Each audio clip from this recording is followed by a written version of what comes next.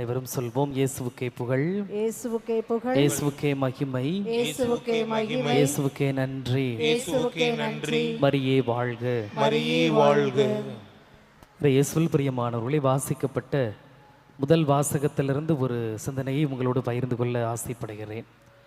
இன்றைய முதல் வாசகம் சாமுவேல் முதல் நூலிலிருந்து எடுக்கப்பட்டது.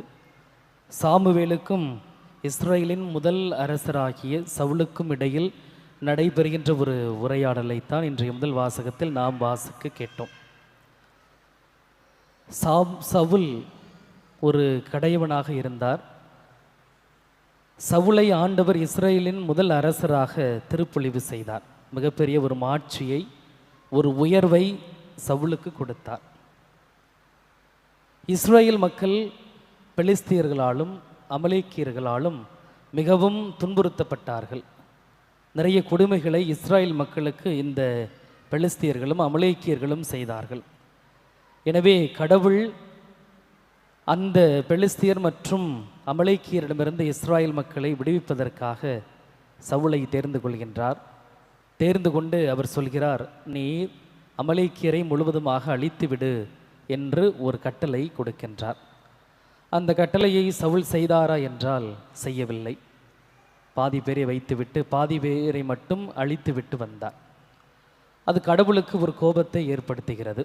அதனால் தான் நாம் சொல்கின்றோம், கீழ்ப்படிதல் பலியை விட சிறந்தது. கீழ்ப்படிதல் பலியை விட சிறந்தது. அந்த கீழ்ப்படிதலைத்தான் கடவுள் சவுலிடத்திலே எதிர்பார்த்தார். ஒரு பணியை கொடுத்து அனுப்புகின்றார். அதை செய்துவிட்டு வா என்று சொல்கின்றார். தான் தேர்ந்தெடுத்த ஒரு ஊழியன். ஆனால் கடவுளுடைய விருப்பப்படி செயல்படாமல் தன் விருப்பத்தை அங்கே அவர் நிலைநாட்டுகிறார். அதனால் தான் கடவுள் அவர் மேல் கோபம் கொள்கின்றார். கிறிஸ்தவ புண்ணியங்களில் மிக முக்கியமான ஒரு புண்ணியம் கீழ்ப்படிதல் ஆகும். ஆக இந்த சவுல் கடவுளுடைய விருப்பத்தை நிறைவேற்றாமல் தன்னுடைய விருப்பத்தை அங்கே நிலைநிறுத்துகிறார். இயேசுவில் பிரியமான சகோதர சகோதரிகளே, கடவுளுடைய விருப்பத்தை நிறைவேற்றி கீழ்ப்படிபவர்களாக வாழ நாம் அழைக்கப்படுகின்றோம். அந்த கீழ்ப்படிதல் இல்லாமையின் காரணமாகத்தான் சம்மனசுக்களாக சிங்காரவனத்தில் இருந்தவர்கள் பிசாசுகளாக வெளியேற்றப்பட்டார்கள். நாங்களும் கடவுளைப் போல் ஆவோம், கடவுளுக்கு நிகரானவர்கள் என்று சொல்லி கீழ்ப்படிதல் இல்லாமல் இருந்ததனால்தான் சம்மனசுக்கள் எல்லாம் சாத்தான்களாக மாறினார்கள். கீழ்ப்படிதல் உள்ளதனால்தான் சாதாரண மனிதர்கள் எல்லாம் புனிதர்களாக மாறுகின்றார்கள். நம்முடைய விருப்பத்தை முன்னிறுத்தாமல் கடவுளுடைய விருப்பத்தை முன்னிறுத்த வேண்டும். கடவுளுடைய விருப்பம் என்ன என்பதை நாம் தேர்ந்து தெளிந்து கொள்ள வேண்டும்.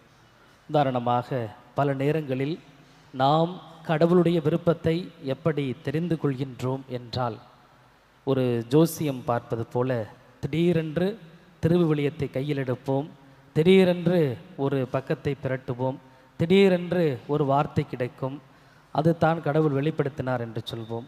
அல்லது ஒரு பாக்ஸ் முழுவதும் இறை வார்த்தையை அட்டையில் அடுக்கி வைத்திருப்போம், திடீரென்று ஒரு வார்த்தையை எடுப்போம், அதை எடுத்து கடவுள் என்று சொல்கிறார் என்று சொல்லி, இதுவும் ஒரு மூடநம்பிக்கை தான். கடவுள் அப்படியெல்லாம் வெளிப்படுத்துவது கிடையாது. நாம் தொடர்ந்து ஜெபத்தில் இருக்கின்ற பொழுதுதான் கடவுளுடைய காரியம் என்னவென்பது நமக்கு தெரிய வரும். ஏதோ திடீர்னு நமக்கு ஒரு மூடு வந்தாக்கா ஜெபம் செய்கிறது, ஒரு நிலை வந்தால் கடவுளை தேடி செல்வது, அப்படி இப்படி இல்லாமல், இடைவெளி இல்லாமல் தொடர்ந்து கடவுளுடைய திருவுளம் என்ன என்பதை நாம் தேர்ந்து தெளிந்து கொள்ள அழைக்கப்படுகின்றோம். அதனால்தான் நிறைய பேர் சொல்லி நான் கேள்விப்பட்டிருக்கின்றேன், நாமும் கடைப்பிடித்திருக்கின்றோம். ஒரு செயலை தொடங்குவதற்கு முன்பாக ஜெபம் செய்து ஆரம்பியுங்கள்.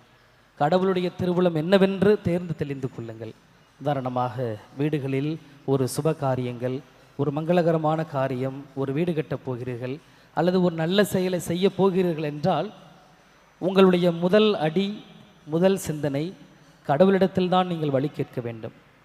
நீங்கள் மனிதர்கள்ட்ட ஜோசியம், குறி, நல்ல நேரம் எல்லாத்தையும் பார்த்துட்டு கடைசியாக கடவுள்கிட்ட வர வேண்டாம்.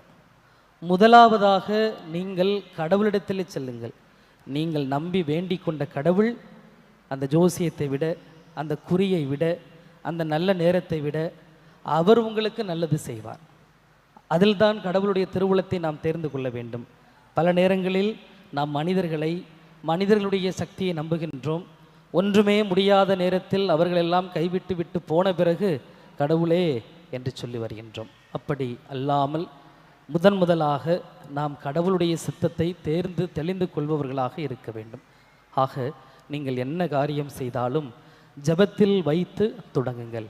சாதாரணமாக ஒரு 2 வீலர் அல்லது ஒரு கார் அல்லது வீட்டை விட்டு வெளியே போகிறீங்க, இல்லை ஏதாவது ஒரு நல்ல காரியம் நடைபெற வேண்டுமென்று ஒருவரை சந்திக்க செல்கிறீர்கள் என்றால் கூட ஒரு ஜெபம் செய்துவிட்டு, ஆண்டவரே நான் இந்த காரியத்தை தொடங்க செல்கின்றேன், என்னோடு உடன் வாரும், உம்முடைய தூதர்களை அனுப்பும், எனக்கு முன்புறமும் எனக்கு பின்புறமும் வலப்புறமும் இடப்புறமுமாக உம்முடைய தூதர்களை சுற்றி அனுப்பி என்னை சூழ்ந்து நின்று நான் செல்கின்ற காரியம் எனக்கு நிறைவேறி முடிக்கப்பட எனக்கு உதவி செய்யும் என்று சொல்லி கடவுளுடைய சித்தத்தை முன்னிறுத்தி நீங்கள் செல்ல வேண்டும்.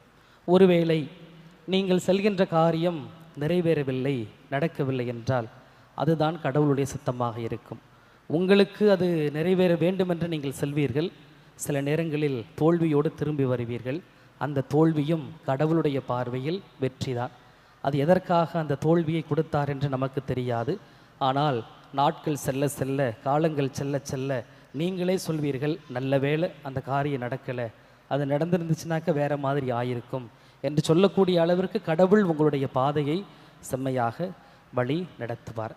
எனவே நம்முடைய விருப்பத்தை முன் நிறுத்தாமல் கடவுள் நம் வழியாக என்ன செய்ய வருகிறார் என்பதை உணர்ந்து செயல்படுவோம். ஆமேன்.